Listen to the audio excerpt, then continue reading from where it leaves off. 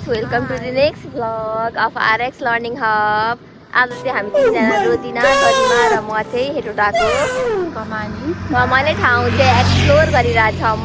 अहिले दिउँसोमा एक्सप्लोर गरिरहेछौँ। एकदम धेरै हट छ यहाँ चाहिँ। अहिले चाहिँ ठ्याक्क 12:30 भएको छ अनि हामी निस्केको छौँ।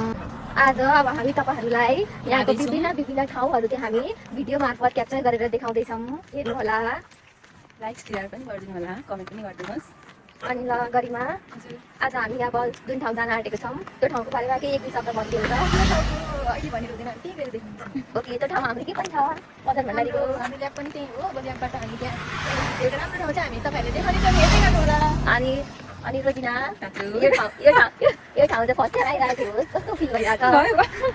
एकदम राम्रो बाँकी घुमिरहेछौँ। हेटोटाको सबै ठाउँ कुन ठाउँ बाँकी रह्यो मैले घुम्नलाई तपाईँहरू मलाई सजेस्ट गरिदिनु होला, कुन कुन बाँकी छ। अब अहिलेको लागि यति नै। अब नेक्स्ट डेस्टिनेसनमा हामी हजुरहरूलाई देखाउने छौँ। गाइज हामीलाई चाहिँ एकदम धेरै गर्मी भयो हिँड्दा गरेर, अनि हाम्रो पसिना पनि आइसक्यो होला, भित्र भए पनि आएको छ, बाहिर नदेखियो नि। अनि अहिले चाहिँ हामीलाई गर्मी फिल भएर चाहिँ हामीले के खाइरहेछौँ? तितौरा। अनि हामीले चाहिँ जुनसुकै बाटोमा गए पनि हामी तितौरा चाहिँ भेटिहाल्छौँ। कि रुखमा भए पनि भेट्छौँ, कि पसलमा भए पनि किनेर खान्छौँ। किनभने we are girls and we love तितौरा। अमिलो, हामीलाई एकदम अमिलोको क्रेभिङ भइरहन्छ। तिर्खा लागे निर्माया निर्माया प्यास मेटो चिसो पानीले राम्रो dehydrate. Yes, hydration is necessary. हेर्नु यताको बाटो चाहिँ यस्तो छ, राम्रो छ, तर यतातिर गाउँ जस्तो छ होइन, एकदम राम्रो ठाउँ छ। तपाईँहरू पनि आउनु होला यतातिर। गाइस हामी चाहिँ अहिले यहाँ भित्रको बाटोहरू खेतको यो के भन्छ आलीबाट चाहिँ हामी गइरहेछौँ। हामीले चाहिँ गाउँघरको याद आइरहेछ यो बाटो हिँडेर चाहिँ। यहाँ बोका पनि छ। अनि गरिवाला चाहिँ बोका बनायो अरे गाइस। मासु चाहिँ मिठो लाग्छ, मलाई त मिठो लाग्छ गाइस। मलाई त खसीको मासु भन्दा बोकाको मासु मिठो लाग्छ। Oh my God! यहाँ कति राम्रो फुलहरू।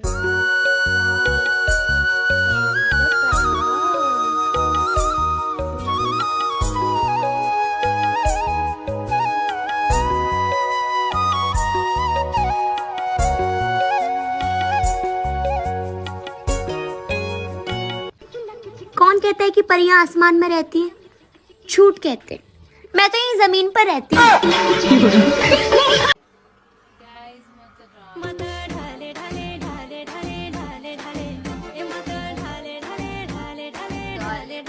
गर्ने मान्छे हामी छौँ। Don't worry. कति राम्रो भ्यू गाइस। हामी चाहिँ अहिले मदन भण्डारी स्वास्थ्य विज्ञान प्रतिष्ठानको ल्याब जाने बाटोमा आएको छौँ। This is our lab.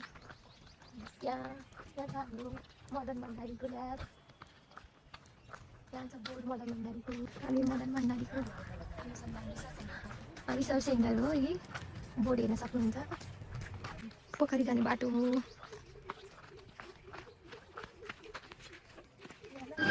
पंछी बनूं उड़ती फिरूं मस्त गगन में, आज मैं आजाद हूँ दुनिया के चमन में। हम साथ साथ हैं फूलों में खुशबू है इस दिल में। अब हामी चाहिँ यो बाटोबाट यस्तो बाटो हुँदै हामी गइरहेछौँ। राम्रो छ यहाँको पोखरी। यहाँ त यस्तो पोखरी छ। अनि हाम्रो साथीहरू यसरी हिँडिरहनु गन्दे बाटो। गन्दे बाटो भयो अरे। यो चाहिँ पोखरी हो गाइस, पोखरी हो। अनि यहाँ रानी छ, रानी पोखरीमा। अनि यहाँ अर्को रानी। Two beautiful ladies in front of लाली जोबान कालीले लयो सलाला लाली जोबान कालीले लयो सलाला सिरै लाउने सलाला मिस विनिसा मिस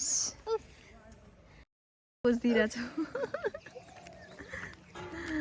लेट्स गो हम है इस पोखरी की रानी Rani Pokhari Rani Pokhari in front of Rani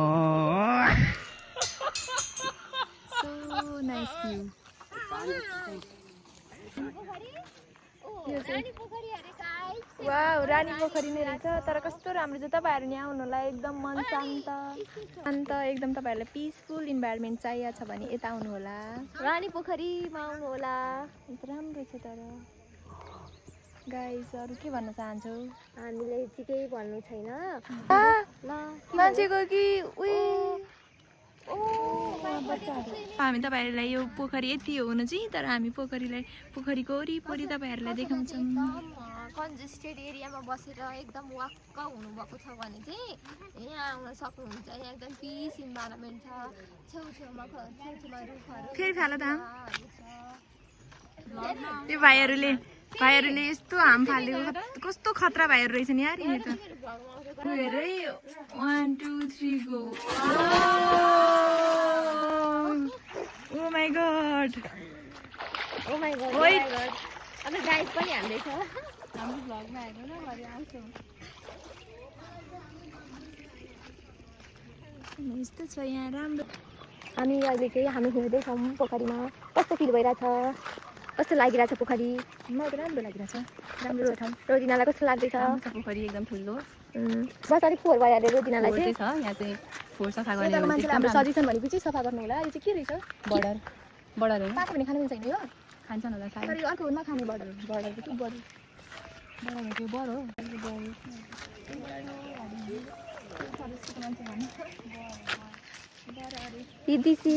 this is बर्डरको रुख एन्ड के हो यसको उयो साइन्टिफिक नेम के हो हाइकस बेङ्गालेन्सिस वाट हाइकस यो चाहिँ भनेको फाइकस बेङ्गालेसिस अरे मैले राइट भने हजुर हो हामी पाइनएप्पल हन्टिङ पनि गर्ने कि सोचमा छौँ but there is no pineapple तर यहाँ पाइनएप्पलै छैन अरे राइट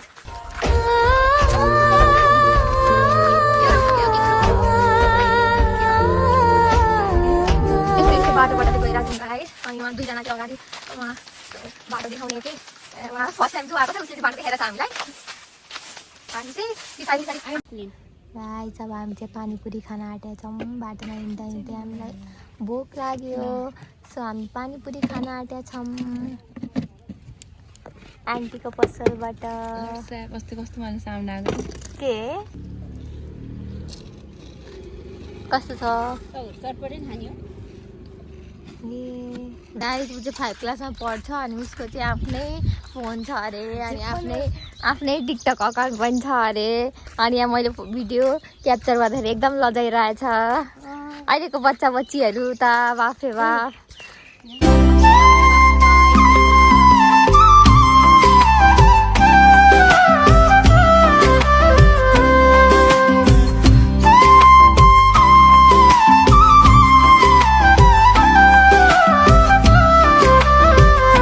गरिमा जी चाहिँ एकदम गलेर थकित अवस्थामा हुनुहुन्छ अनि चन्दनिया छप जाना रे क्षण भर को लुक जाना रे पछाडिको भ्यू राम्रो थियो भ्यू